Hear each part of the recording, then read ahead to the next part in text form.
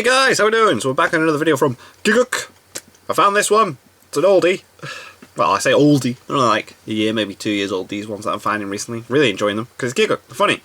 It's how to fix Shonen Anime's biggest problem.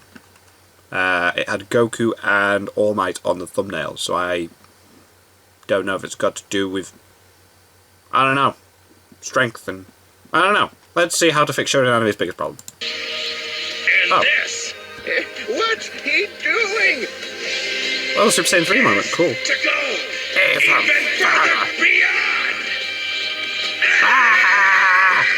The escalation problem. Oh. One of Shonen Anime and manga's biggest problems, aside from possibly pointless filler arcs, slow pacing, and never-ending fights. It's an issue that the majority of shows in this genre will inevitably face. A constant battle of escalation, either an escalation of stakes or an escalation of power levels. Once one arc ends, the logical conclusion it has is to to raise go the stakes higher and introduce more powerful characters. and keep but while getting this makes higher. sense in the short term, stretched over years or even decades, and the show will reach a point where it ceases to be recognizable as the same show as when it started. Either characters become so powerful, fights don't even resemble earlier battles, or stakes keep escalating to the point of ridiculousness and starts alienating its audience. You can see countless examples of this throughout the history of shonen shows, and I'm not sure it's a problem that will go away anytime soon. This opening paragraph has been a summation of a video I saw recently called Shonen Anime's Biggest Problem by Reality Punch Studios. It's a great video and I highly recommend you give it a watch, as I'll put a link in the description, but it does a great job of detailing this problem through the history of Shonen's biggest titles. But I thought I could expand on this idea further by properly going in depth into how we can go about fixing this problem. As unlike other common issues Shonen faces, this one's a bit more complicated. Yeah?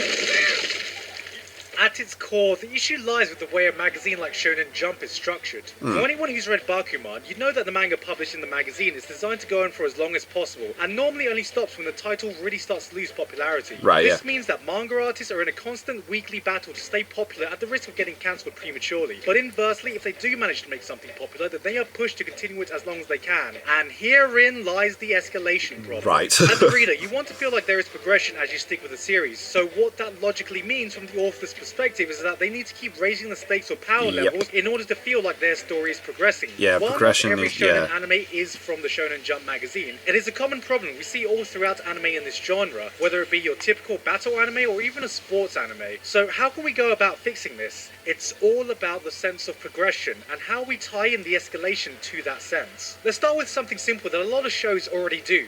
Setting up a clear goal from the start. Becoming a Kage, learning One Piece, becoming the greatest hero. By making the eventual finish line apparent from the beginning, even if the author doesn't know exactly how they'll end up there, it gives the viewers something to look towards and gives the author room to play around with the journey, going to eventually get there. Long or short it may be. We know that Naruto was always going to become Hokage, that Luffy will find One Piece, eventually. But it was never about the goal. It's about the journey, so no matter how specific or broad this goal is, the adventure to realize this idea is always relevant, and the plot will feel like there is progression towards something, even if it is minimal. While this may seem simple and obvious, the problem becomes majorly apparent when this isn't done. As in the case of a show like Bleach. There was no end goal. That's why the seasons 1 to 3 were great, because it was like save Rukia class. Some interesting characters in a world of basically superpowered death samurai, building up to a rescue arc that contained all the right reasons you'd want to watch a shonen anime.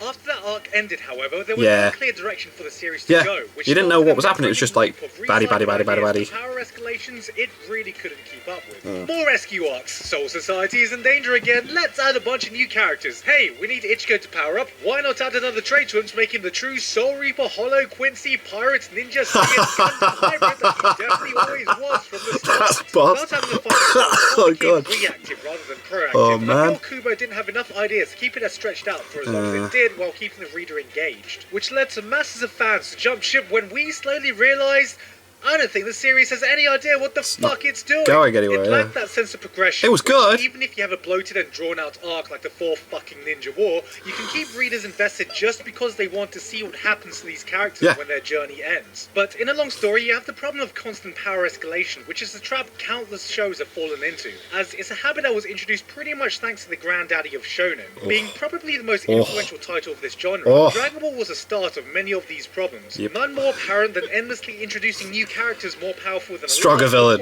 We need to get stronger. Stronger villain. We need to get stronger. This, and this comes with the concept of introducing a power ceiling. Introducing a power ceiling.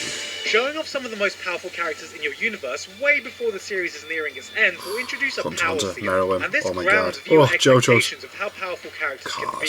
This sets an approximate bar so that we are escalating towards something instead of escalating for the sake of escalating, preventing that power escalation from feeling ridiculous. I'm sure we all remember the days when Naruto had tactical down-to-earth fights before Madara started dropping the odd meteors over an army of fucking ninjas, or hell, before the universe-threatening fights, the Dragon Ball manga started off with just general martial arts tournaments. You end up looking at the stark contrast between earlier and later fights to think, wow, how the hell did we get here? Which can alienate the audience. The change was so jarring for Dragon Ball that the anime had to split it up into 2 separate series, but a show that seems to be doing this right is My Hero Academia. Within the very first arc, we are shown the power ceiling of this world in the epic scene of All Might teaching villains how to go beyond the fucking stratosphere. Nice. Seeing him go all out so early gives Deku a clear goal that he's escalating towards. So from the beginning, we already have a rough estimate of what endgame fights will be like. That's pretty sure with My Hero Academia. Like One Piece, where the power ceiling was shown in the Whitebeard War arc, a good 10 years after series inception, it's still actually appropriate in the grand scheme of things, as according to Oda, that was still only about halfway through the overall story, which, if that's really true, then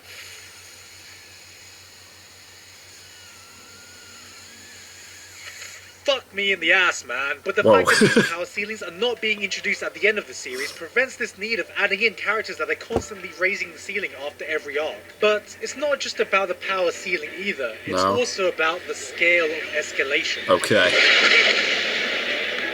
Damn. A lot of series think that they need to add a significant power gap between each escalation, but if you look at a sports anime like Haikyuu, a title that's more grounded in reality, compared to other shows, the scale of escalation is pretty small. Characters will learn a simple new technique, or they grow their team synergy slightly, but because of the way it's portrayed, even these small steps can feel hugely rewarding and make for some epic moments. And it's a far cry from people suddenly shooting laser beams out of their hands. Not that there's any problem with that either. The point is that authors don't always need to escalate powers by a ridiculous scale every time to feel like they are satisfying progression. Which is why Hajime no Ippo, which is well over 1,000 chapters now, has managed to stop itself from having its characters fly around the ring doing super punches. However, even without a shrewdly established ceiling, progression and development of conflicts can be made all the more compelling through a well-established and clearly defined power system. We've discussed this idea before in one of our fight analysis videos, but an intricate power system's greatest strength is being able to increase the scale of what's happening via complexity rather than raw power and strength. Getting more powerful doesn't mean you can punch things harder. It can mean you gain more knowledge, more experience to take advantage of. Yeah, that's true as well. It doesn't have to be a physical, if you look at every single final villain of JoJo's Bizarre Adventure, their power levels are always a level far beyond that of our main characters. They are only able to be eventually taken down in the final acts due to either their own hubris or the cunning and intelligence of the main characters using their powers in interesting and compelling ways. Often a combination of the two. It's not like, I'm stronger than you. Giorno Giovanni. Of course, calling back to exactly what we discussed in the fight video in reference to Hunter x Hunter, Nen as a power system is so well defined that even though it has incredibly powerful characters, nobody is defeated through pure brute force. No, that's tactical as well. Is utilized to its fullest extent, and through tactics and exploitations of weaknesses are battles won. To enhance this idea, any situation where brute force are powering up is the resolution. It always comes at an extreme cost. Oh my god, does it? And even some characters who may appear weak have an ability that is useful in a certain fight. Oh, the invisibility thing was class. Oh my god. The Piccolo effect. You know what I mean, that one rival who's introduced early on that poses a huge threat but eventually becomes completely irrelevant once this problem of escalation renders them obsolete. Of course, this leads to probably the biggest problem, which is how the author can drag out a series for so long while keeping it fresh and compelling years or even decades after it starts, even if there is an initial goal the plot is progressing towards. And I don't think there is a candidate that does this better than One Piece.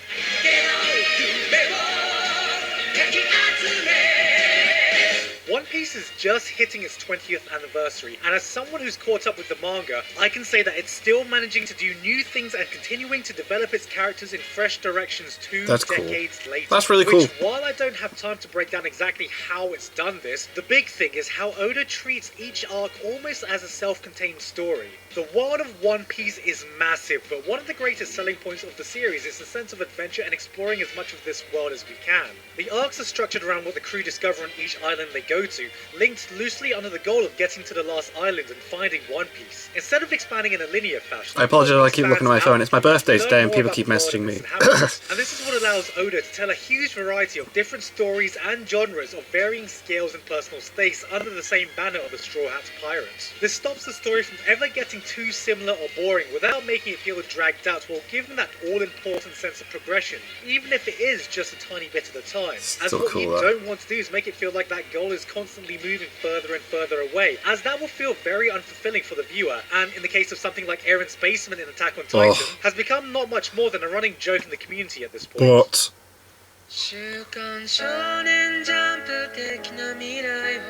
in the end, with all these ideas in mind, the issue that needs fixing the most through this escalation problem is exactly what effect it has on the characters that we love. The reason we all love the earlier arcs of many of these shows isn't because of the nostalgia, it's because before the Spirit Bombs, Infinite Tsukiyomis, and God knows what other world or universe destroying threat are introduced, it's the more intimate character interactions that drew us in. Hell yeah. The threat of the entire world just doesn't resonate with the viewer in the same way that the threat of mortality the little does things. for one's beloved characters. Seeing Deku's dreams of being a hero crushed upon finding out his quirkless drove many of us to tears. Seeing Luffy in a world-shattering war wasn't important because of how grand it was, but because how important we knew it was for Luffy to save his brother and the bond that they share. That is real. It's relatable, and we've all likely been there. Compared to that, the it is better to watch stuff like that you feel like you can relate to, are the people right beside us. For you see, the problem we as an audience have with escalation is that many series can feel like it's lost the heart and soul of the show we initially fell in love with. And the shows that continue to be successful for so long after they started are the ones that are able to carry this spirit through to the end. Because that, really, is why we want to follow these characters, grow up with them, bond with them, all the way to the end, through both of our long life journeys. Hey guys, hope you enjoyed that video. Thank you very much to Hadril Leo. It was a good way of like Patrick making entertaining, funny bits, and then mellow outro. Makes you feel something. That they'll be having a special No Game No Life giveaway on the 24th of July. If you buy any volume of escalation is a big problem with Shonen. But yeah, My Hero Academia is a really good example of something that just makes it work, because there isn't really a power scale at all. It's like just different abilities and stuff, and anyway, that's it from me. No other updates. Bleach did really screw itself over though with that, didn't it? Bleach really did screw itself over. Because the first 3 seasons was cool because it was like, oh, right, I need to save Rukia. And then after that it was like, there's no clear goal or destination that this show is taking. Yeah. Good video. I like it. So yeah, thank you guys very much for watching. What did you guys think of that? What did you guys think of this? Click like, subscribe if you haven't already, leave comments down below, let me know what you should watch, discuss in future videos. I'll see you guys. Next time.